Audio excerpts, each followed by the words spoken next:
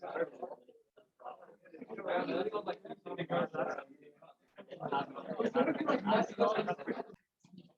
is on what? Recording it on Zoom? On Zoom, just so it gets the screen. Are you also transmitting it or no transmission? Huh? Yeah.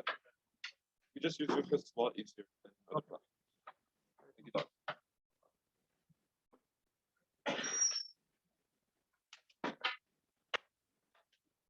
I guess I need to.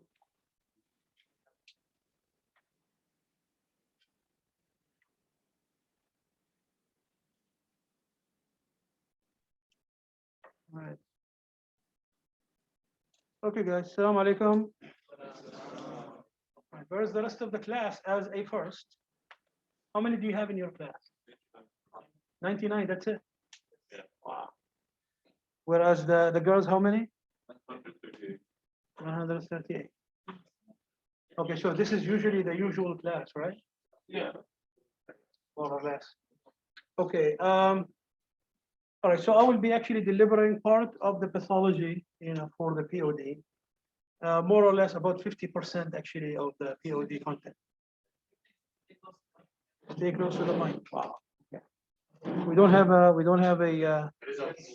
Is it working? Yes. Okay. Can we try it, please?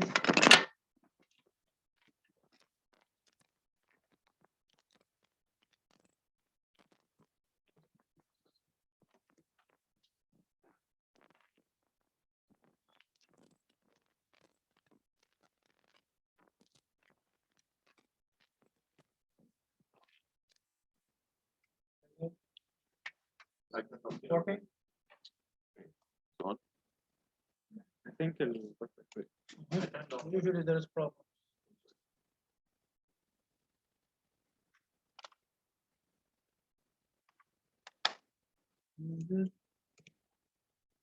شوف Yeah. السيرة في البطارية.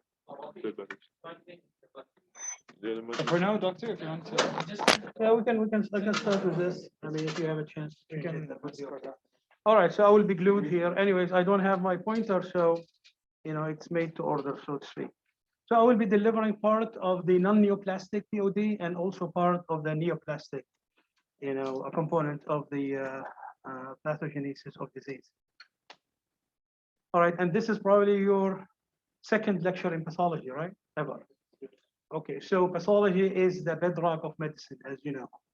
If you get pathology, you will get everything that you need to know about the etiology of the disease and about what you need to do to undo that etiology. So it is there actually to get you into the how does the disease happen, the mechanism, and that's really what we teach in medical school. We teach you. Can you hear me? Is it good? It seems to me it is the same actually, isn't it? Hello. Unless you put it in your mouth, really. I don't want to put it in my mouth. Hello. Yeah, this is good, but hello. There is no difference. I will raise my voice. So what I want to tell you is, if you get it right, you will get everything right, and you will realize that probably it is one of the easiest part that you're going to be reading in the basic science, because it is the science that makes sense. You will get actually the etiology of the disease, and you can take that and apply it to pharma. You can take that and apply it also to clinical, because you will see that they are very much interrelated. All right, so I will be doing, the cellular adaptation first. By the way, my last name is Ouban. Whatever you hear from anybody else, do not, disregard that. It is Alif. Wow, be Alif Noon, okay? In English, it's not a problem. It is Ouban, okay? So we'll talk about cellular adaptation. What is cellular adaptations? So let's say that there is a cell actually that is happy, that is normal, not having any kind of stress that is facing it. This cell is going to continue until its telomere reaches a point in time where it will no longer be actually viable. That's when the p53 will take care of business and will take the cell out, okay? And that happens usually as a result of so many sequential divisions. But if that cell during its normal life cycle faces a stressor there are a couple of results of that, event. If the cell is replete with nutrients and glucose and ATP, the cell and this is one, and the stressor or the event that happened is of a nature that allow the cell to continue living, meaning it is not detrimental to the life cycle of the cell. It's not a killing kind of event, meaning it is an event that is unrelated to mostly the mitochondrial component, nor to the nuclear component of the cell.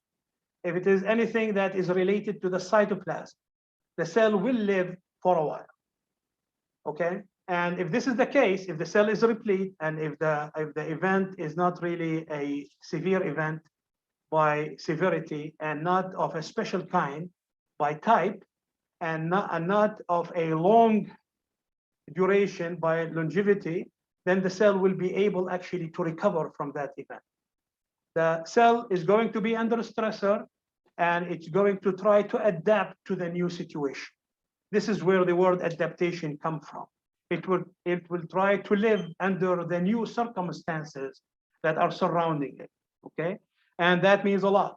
For example, if there is actually hypoxia that is affecting the cell, but the hypoxia is of a very mild kind of in terms of severity, then the cell could not actually use the oxygen anymore for oxidative phosphorylation to result in the formation of ATP that is needed for all the cellular mechanism. Rather, the cell is going to actually take this glucose that is there actually in the cell, and it's going to break it down, okay? And that's going to result in a mere 2 ATP molecules. Now, that's actually called, in a way, actually, it's a severe form of adaptation / cellular injury. It is a reversible cellular injury. Why? Because if you bring back the oxygen level to normal, the cell will be able to revert back to normal, okay? So it could be an adaptation when again, the three components that we have talked about. The type of injury is not detrimental to the life of the cell. 2, the duration of the injury is not really that long. It is a short duration of injury. And 3, if the cell is replete with nutrients and and ATPs and everything else. If that happens, then the cell is going to go actually through the adaptation phase. And there are different forms of adaptation, as we will see, depending on the kind of stressor that the cell is facing. Now, on the other hand, if these actually stressors are severe enough to injure the cell, but not severe enough to kill the cell, then that cell is going to go through a phase known as reversible cell injury, okay? That's when the cell is you will see that there are morphological and ultrastructural changes that are going to happen to that cell that is going through that phase, okay? On the other hand, if the injury is severe enough to kill the cell right off the bat, then you go through irreversible cell injury. So one question that should come to mind, how would you be able to differentiate between reversible and irreversible? And how would you guess actually which way things are going to be? Again, remember the type of injury, that is a very important thing to keep in mind. If it's a mitochondrial injury, if it's an injury that is focused on the nucleus, there is no recovery from that, okay? On the other hand, if it is, as simple as, a problem in the cytoplasm, an RAR problem, for example, folding of protein, a mild, problem with folding of protein. For a while, the cell will be able to live. Eventually, if this accumulation of misfolded protein is going to continue, the cell is going to succumb again, and it's going to die, okay? Now, nothing could last forever. Even with adaptation, you will see that the cell will be able to project this adaptation mechanism to deal with the ongoing stressor for a while. But after a period of time, the cell stores of glucose, of actually ATPs, are going to be depleted. And that's when the cell will simply, throw its hands in the air and go through the reversible cell injury, or actually go right off the bat into irreversible cell injury and death. So you can see that it is not really something that is set in stone. It's a very relative kind of process. sometimes there are certain things that you will do to recover from that injury that is going to result in injury of that cell. Let's say someone has experienced cardiac ischemia as a result of a thrombus that is present in the coronaries. This thrombus, is occluding so much of that coronary that, the distal areas are not receiving any kind of oxygen, correct? Any kind of oxygen or any kind of nutrients. And then you are the good doctor. You interfere and you put in your stent to establish the blood supply again, thinking that this is the best thing that you can do, which is probably is. But that is going to result in what? You're going to be removing this thrombus with your stent, and you are going to establish the blood supply to the distal areas again. But remember, the distal areas have now been injured, and a lot of those cells either have died or they are dying. And those cells, when they die, the cell is very rich in calcium, and calcium is bad news. Why? Because the minute that you establish this blood supply to the distal areas, you are going to allow this calcium that was constrained in the area behind the block to come back and affect all the cells before the block. Calcium is a very important cofactor for a lot of cellular enzymes. Those cellular enzymes will be activated as a result of the influx of calcium. And those enzymes are going to actually tear down the cells even before the block. This is why you will see that after you establish the blood supply, you're going to be having actually something known as reperfusion injury. Did you guys get that? Yeah. All right. We will see this. This is an overview of what you're going to be facing in this part of the block. All right. So we did talk about this. We did talk about, so how does a cell actually respond to pre-cells questions at the end? Cells at the end, questions at the end, because I don't want to interrupt the flow of things. All right. Okay, no problem at all. All right, so so the question is, what are the cellular adaptations that the cell will resort to? Before that, let's see, again, this is the flow that we have talked about. So it could be that actually the normal cells, when it's faced with the stressor, will go through adaptation. If the injury is severe enough, if the injury is of a special type, if the cell is depleted of what needs actually to go, and use those cellular adaptation mechanism, the result is going to be what? Cell injury. If this is severe enough, it's going to result in irreversible cell injury. And there are what you call a watershed point that will separate the reversible from irreversible cell injury. We'll talk about this as we go through this series. If the injury is mild enough, then it will go through the reversible cell injury. And this is, again, it's a relative process. So reversible cell injury could not last forever. This, if it continues for a while, again, the cell is going to start to show, because part of the components of reversible cell injury is mild injury to the mitochondria. And the mitochondria, as I mentioned to you, it is a very delicate apparatus. This is the energy house of the cell. You injure it severely, there is no recovery from that, especially injury to the mitochondrial membrane. All right, and if this continues for a while, then this is going to revert back to irreversible cell injury. So again, like I said, not set in stone, and there is a lot of ins and outs that are going to result in this flow chart. Now, irreversible cell injury and cell death, there are two types that are known to present. By the way, this is the first day I use actually this K95. I usually use the N95, so it's slightly feels a little strange reading.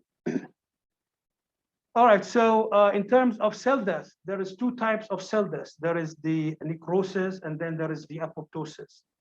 And we are going to be talking actually about the two types of cell death. How would you, differentiate the two? When does it happen? When does the cell die by necrosis, and when does it die by apoptosis? Do they happen in physiologic conditions or not? And so on and so forth. All right, so adapt or die. You guys probably at Al Faisal know that more than any other student in the world. Really. You know that you need to actually Here, there is a new ball game, right? You have to live up to the new, conditions, okay? At the end, hopefully, it will pay off, and you can see actually from probably the email that you have seen from me across the 2 years that you have been here, that we are getting some incredible results, whether matching overseas or matching here in the kingdom. All right, so there is a stressor, an etiologic agent, an event, if you will, that is going to put that cell into adaptation. If this continues on unabated and does not stop, then that adaptation is going to actually reversible or revert to or go through reversible cell injury. And then there is a point of no return. What is the point of no return? That is going to actually propel the cell from reversible into irreversible cell injury and eventually cell death. That point of no return is a couple of things. One of them is injury to the cellular membrane. If the cellular membranes get injured, all bets are off, because that's when you start to see influx of stuff that should not be in the cell and exflux of stuff that should be in the cell. And especially the one that you would worry about is the influx of calcium, okay? And that, by the cellular membrane, I don't just mean actually the plasma membrane. There are other cell membranes that are part of this equation, including the mitochondrial membrane, including the RER membrane, the nuclear membrane. All of those actually are, believe it or not, sources for intracellular calcium. So all of those are going to accumulate in the cytoplasm. That is where the lysosomal enzymes are present. And they are looking very actively for the calcium to become activated. Once they are activated, it's the end of that story of that cell. So that's actually one way, for a point of no return. We will talk about other actually, points of no return when it comes to cellular injury when we get to that point. So what are the cellular adaptations? So imagine if you go into a fight. One way, to win that fight is if you go to a gym, right? Let's say you actually you lose the first fight. One way to win it is to go to the gym, work out for a couple of months, and then go back and try to win that fight, right? So that's actually what you call hypertrophy, correct? Or actually you call in your brothers and your friends, your street, boys, and you bring them onto you, right? And you go and try to beat up the other guy. One way to do it, that's actually what you call hyperplasia. There is what you call the chicken, way, which is, to take a corner and, to mind your own business and to try to not bother anybody. That's atrophy, actually, if you think about it. Okay. Metaplasia is if that event transform you into an evil person. How about that? This is a joke, of course, but pathologists have what we call a black sense of humor. So, you have to unfortunately bear with me when it comes to that. So metaplasia, that's when you are transformed into a new person completely. A person who is, the event has provided a transforming, opportunity for you. And finally, you see actually dysplasia. So let's go back and talk about in medical terms. Let's, quit the, that part. So hyperplasia, if the cell gives rise to many of its kind, and that's exactly what we see, for example, when someone is smoking. You see the bronchial cells, the superficial bronchial cells are cells that are columnar cells, if you guys recall that from histology. They are columnar and they are ciliated. The cilia is very important. So the cilia is very important. Why? Because it gulp up all this, all this good stuff that comes in with the smoking, all the air and the dust, and it has a motion, right? And this motion is upward. So it brings everything up to the oral cavity to be, to be put out. Now imagine actually if someone is smoking, smart enough to smoke in this day and age, you're going to be seeing actually that first the columnar cells are going to be injured. And the first thing that will happen to them is that they're going to lose their cilia. And they will become, columnar cells are larger cells, right? Large tubular cells. What they are going to become, they are going to be transformed into rounder cells. And the reason why they transform into rounder cells, because it has been shown that metaplastic squamous cells are far more able actually to deal with the good stuff they put in the tobacco cigarettes than than what you see. So For the next time, I'm going to be wearing the N95. I apologize. All right, so the metaplastic squamous cells becomes, this is the fate of those columnar cells that are facing the smoking. So they are rounder, denser cells. The cytoplasm is denser. They are far more able actually to actually deal with the influx of the tobacco ingredients. And not only this, they are still, even though they are, quote, abnormal cells, but they are still able to divide. So you will start to see that there is actually, first the columnar cell itself is going to divide, giving rise to more of that actually type, of the same type, and they will start to put in more mucus. The mucus cells are going to also be, dividing, and they are going to put more mucus. And the reason why they put more mucus is to actually catch up, all those particles of smoking, try to compensate for this toxic event that happened, So this is going to be the first, stage of adaptation, trying to divide and give rise to more of the same cells, whether it is the columnar cells or mucus cells. All right, when it comes to cellular adaptation. Now the smoker is not gonna stop, as you know. So he's gonna continue smoking, and the end result is going to be that these cells are going to undergo. I'm just giving you an example here. It's going to undergo a form of change known as metaplasia. This is what I told you about it changing the form of the cell, the type of the cell. The cell is going to transform from a metaplastic squamous cell, from a columnar ciliated cell into a metaplastic squamous cell. That's what they call a metaplastic change. And the metaplastic change could take many forms. It could be a columnar cell that will move and becomes actually a squamous cell. It could be a columnar cell that becomes a transitional cell. It could be a transitional cell that becomes a squamous cell, and so on and so forth. And there are many regions in the body where we see this type of transformation. Now, so this is actually two types. Okay, let's say that the type of tissue that we are dealing with is not a tissue that will allow the cell to divide. In this case, when there is a stressor on that type of tissue, then the end result, instead of actually increasing the number of cells, you will start to see that the cell is going to increase in size. That's what you see, for example, in aortic stenosis. With aortic stenosis, that the heart is a permanent type of tissue, so there is no chance that it will divide. What is going to happen is that the cell is going to gulp up as a result of this increase, pressure gradient is going to increase its size in order to overcome that obstruction.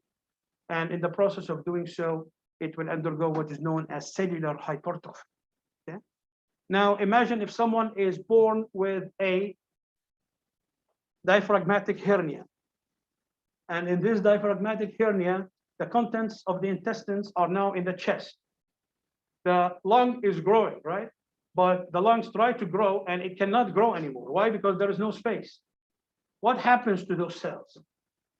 The cells of the lung are going to undergo what is known as atrophy because there is no space for them.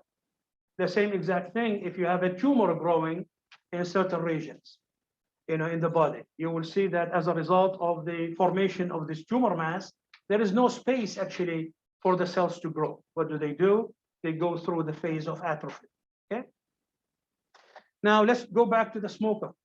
This guy, is what you call it, he will not quit. So he's very persistent on injuring his own self. So he was smoking, okay, then, he goes through hyperplasia and he will have, too many of those columnar cells and a lot of those mucus cells that are trying to do the job, right? Either trying to provide a very robust kind of ciliary motion or actually putting in a lot of mucus that will try to take up all this debris and push it out of the body.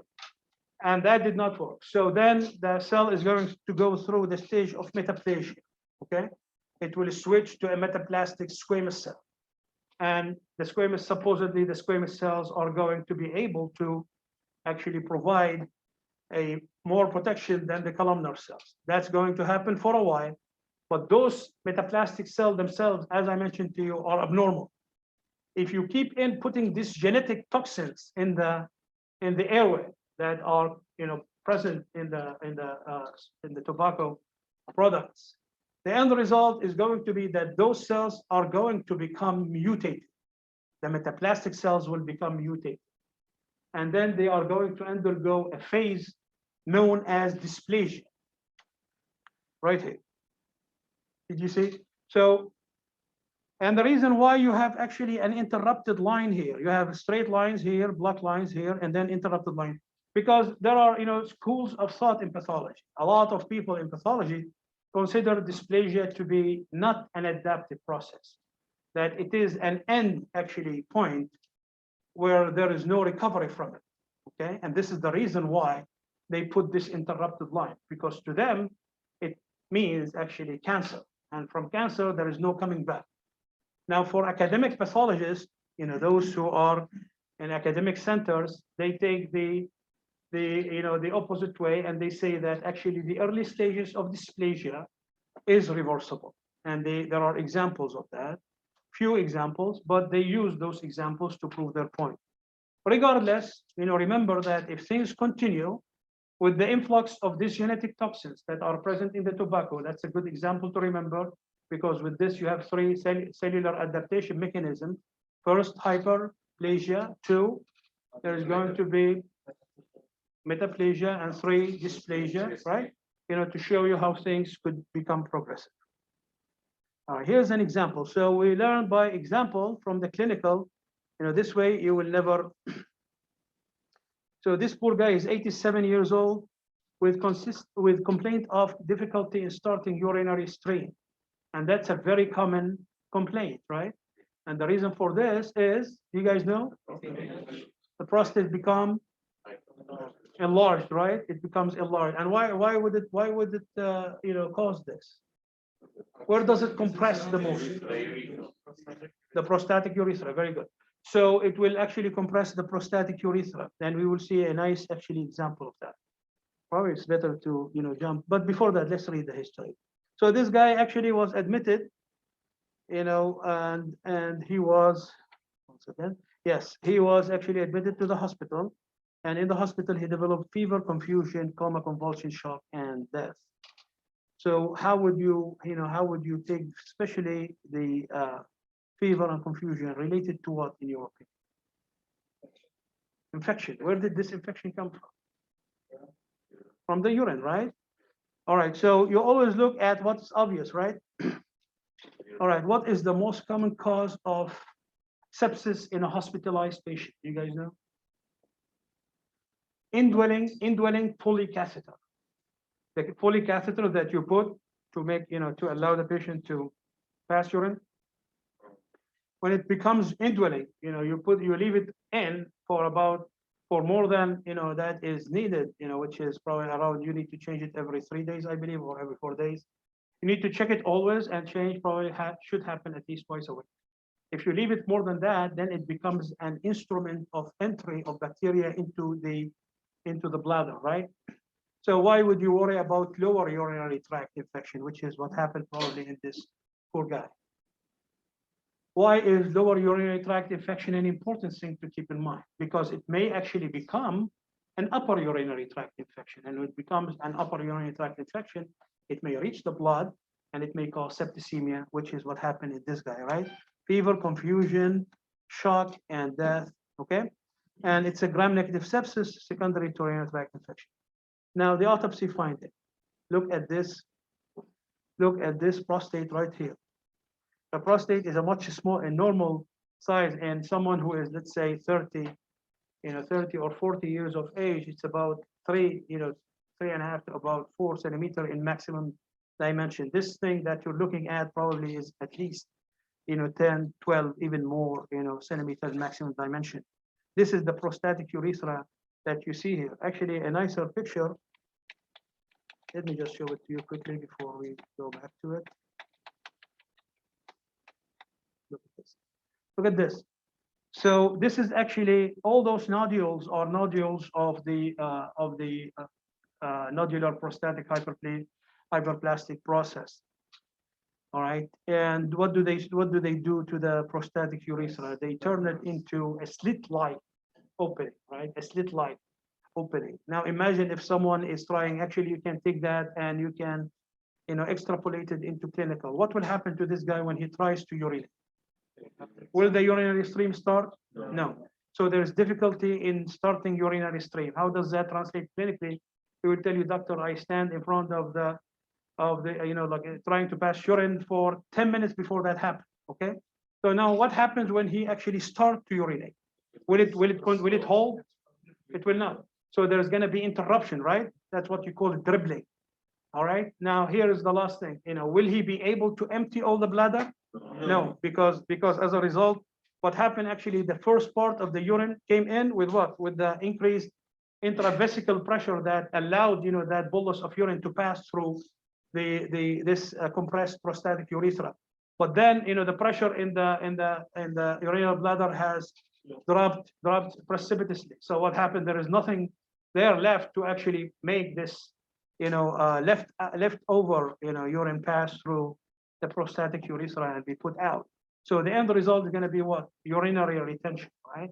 And the stasis. Remember this too. Remember this actually important principle. Wherever there is a stasis of any kind of fluid in the body, that's going to be accompanied by infection. All right. So infection in this case is going to happen. Is going to set in. That infection is going to result in ascending infection to the upper urinary tract, part, and that's going to result eventually in septicemia, as what happened to him. All right. So what you have here is, right. So these are the nodules of this. Usually the nodules are what you call whorly. You know what whorly means? Whorly, like intersecting. Usually they are white, and whorly, nodules, similar to what you see in a blouse of wool, whorly from wool. So that's one. You don't see any yellow actually spots in this prostate. Yellow is bad, actually, bad thing to see in a prostate. The reason for this is that prostatic adenocarcinoma cells are rich in fat, and fat in tissue grossly is actually yellow, and you don't see that. Now that does not mean anything, because macroscopic examination is only one tool, because then you have to go to microscopic examination.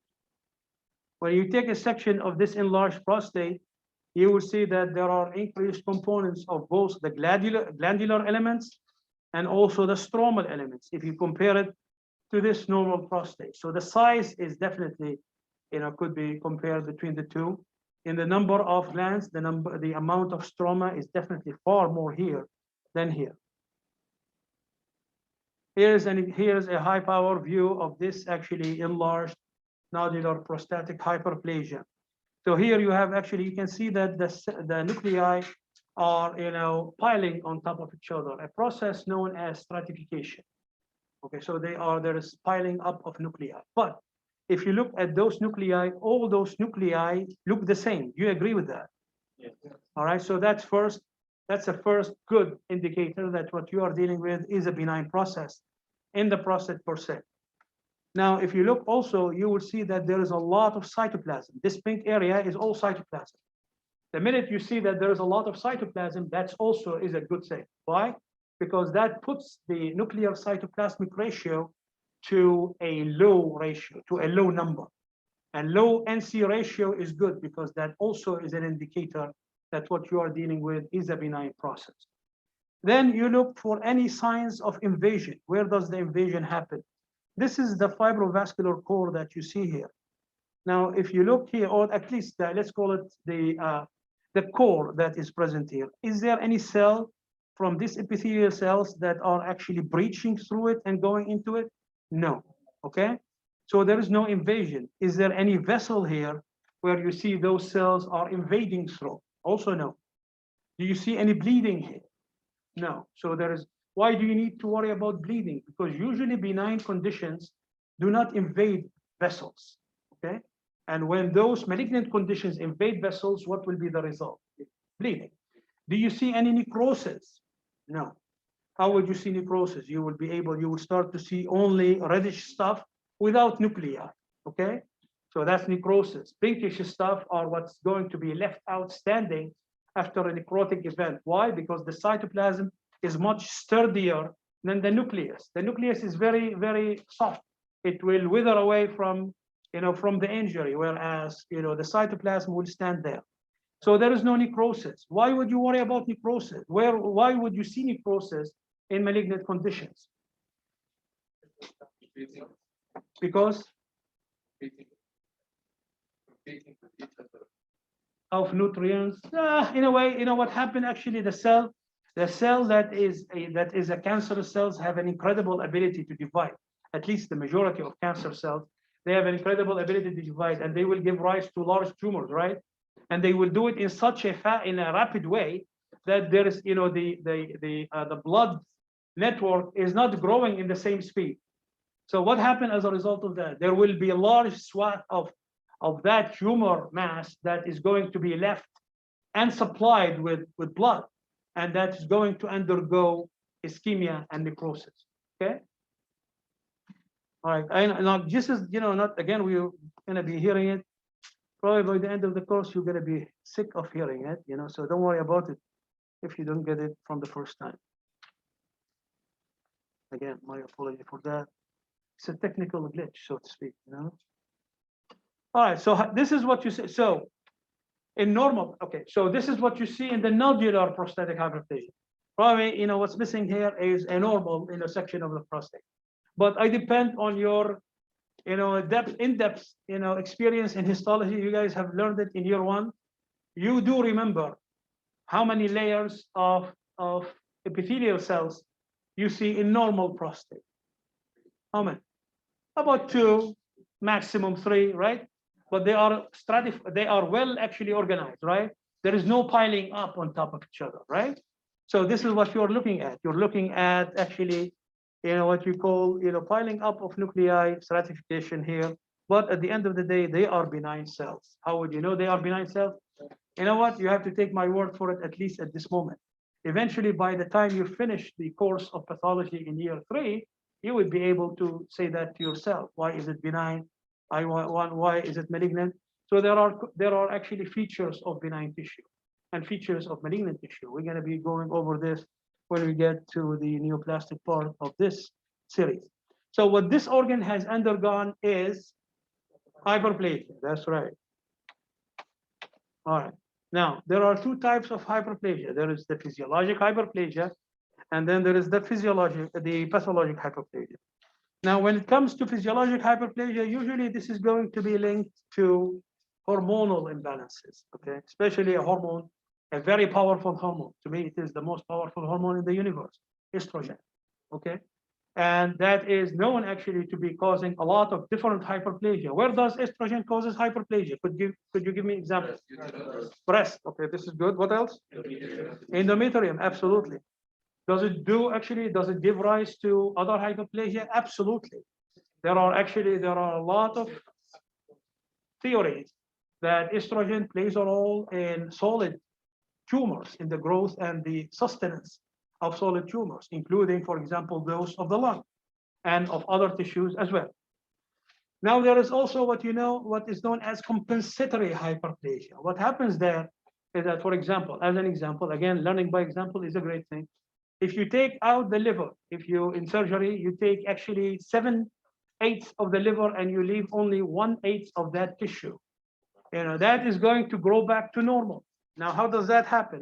How does it, get to that point? The reason for this is that, the uninjured hepatocytes and also the cells that are the inflammatory cells that are going to be wheeled to the site of injury. It is injury nonetheless. Are going to be making actually those polypeptide growth factors that are going to actually affect the stem cells to give rise to more hepatocytes eventually recovering. Now the question is, when the liver mass goes back to normal, you will see that those cells, which are considered to be stable cells, will stop to divide. One mechanism that probably you have read before. Why is that the case? Why does it stop? How does it know that it needs to stop? No. As much as I want to say yes. Go ahead. No.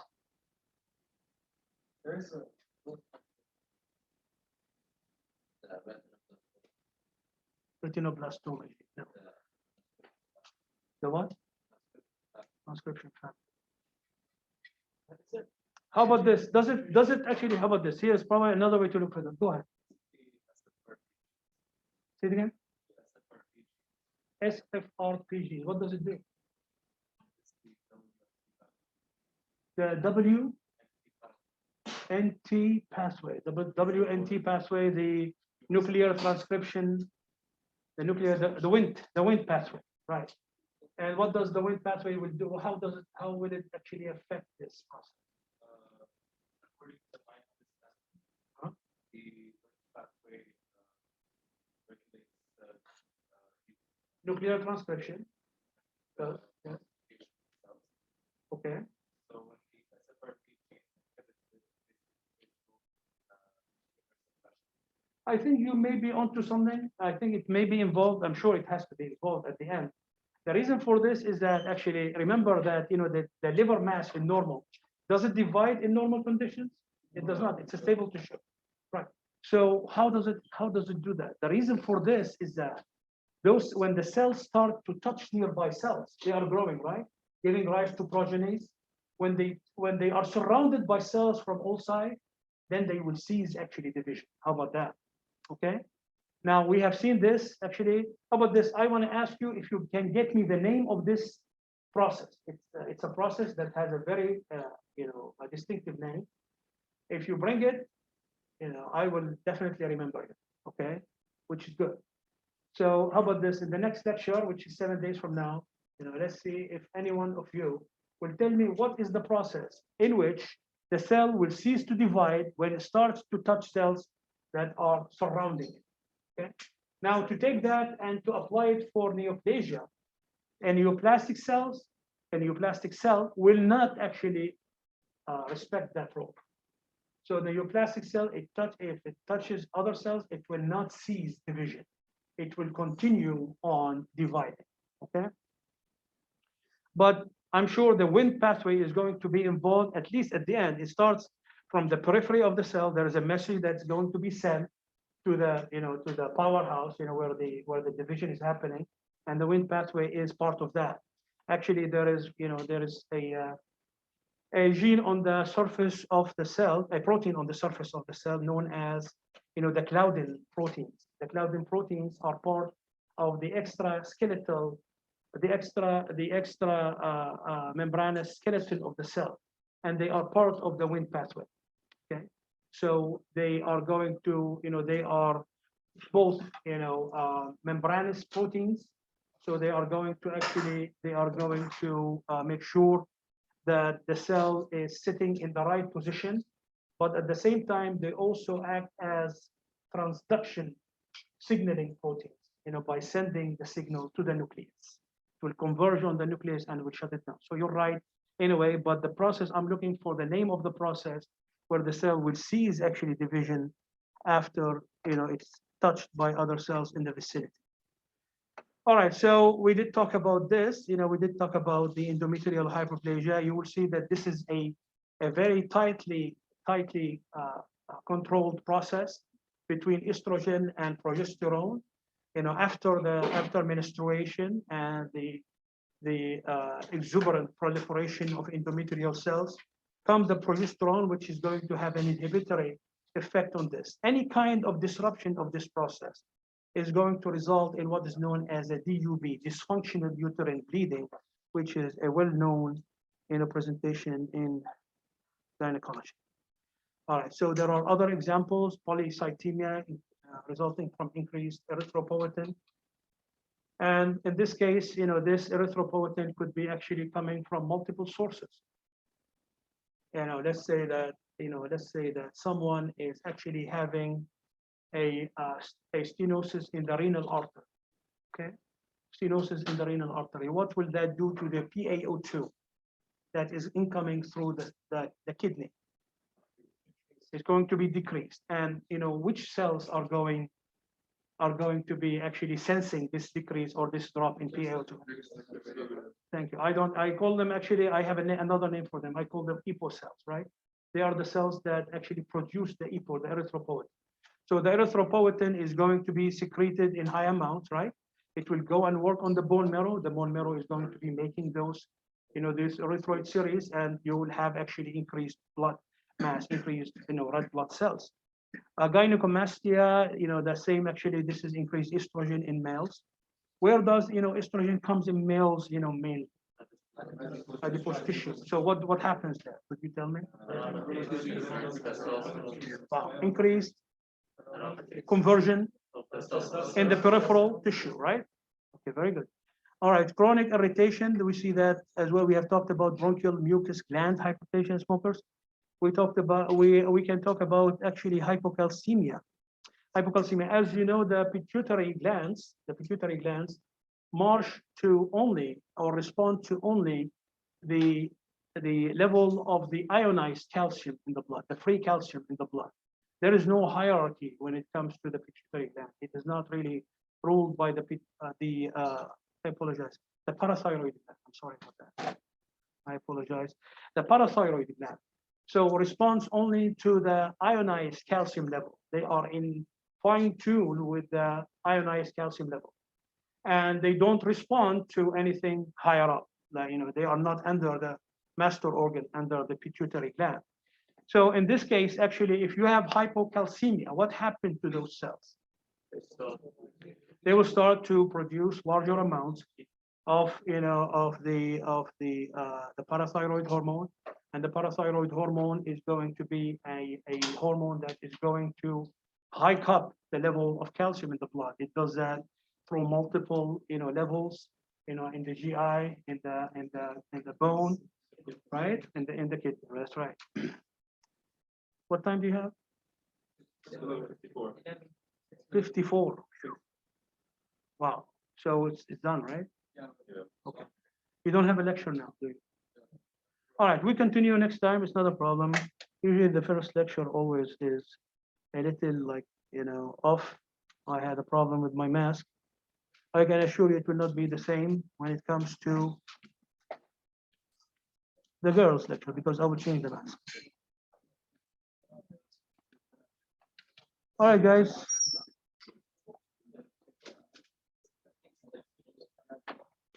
Just to ensure that there are no questions. You don't want questions to be left in, right? Just kidding. Yes, sir.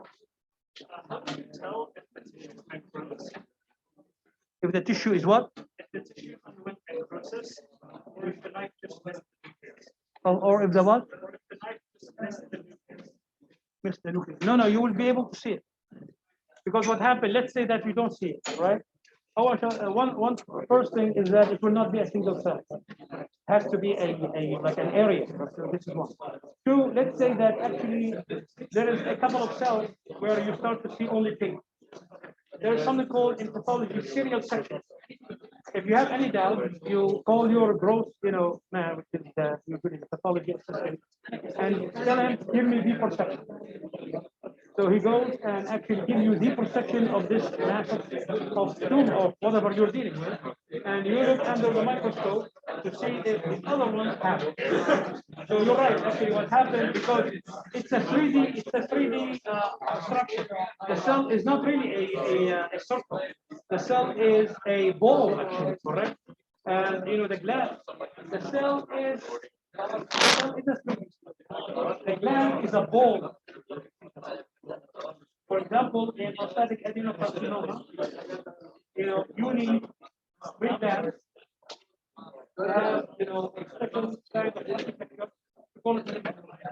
Sometimes you see 2 glands, and the 3rd gland is absent. So you think this is possible, and you give it to the pathologist. We're going to breakdown and give you equal section to see if the 3rd gland meets the other requirements for you to call it a prostatic adenocarcinoma. Hello. Attendance. I did not take attendance, did I? All right. How about this? Because it's the first lecture, everybody's there.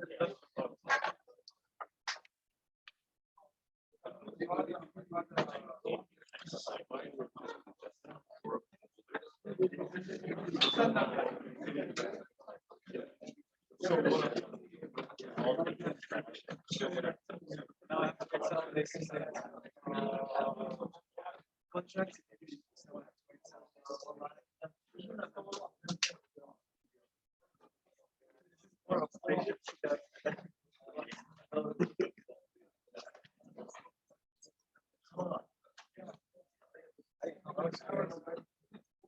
All right. You know, I have not done like live lectures in a while. I forgot how they take attendance. How about that? We're year 2, 3. Year two, or year two? And how do you do that now? Please.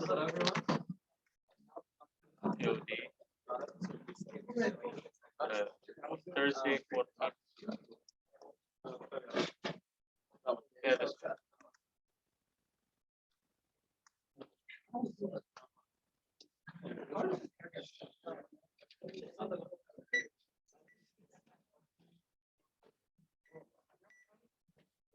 Very good. هلا هلا. catching it from here. خلاص I'll stick to this.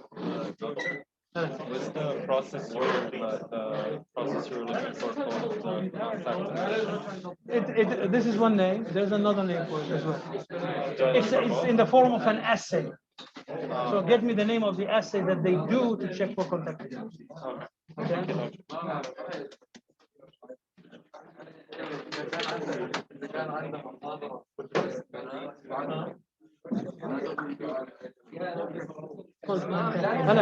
The process is called. I'm looking for the name of the assay that checks for contamination. The acid that checks for. Yes, if you can get it. Do we get extra points? Whether I wish, but there is no way to do that. But no, you can. You know, you will be happy. How about that? Common assessment. Sorry. Common assessment, right, doctor?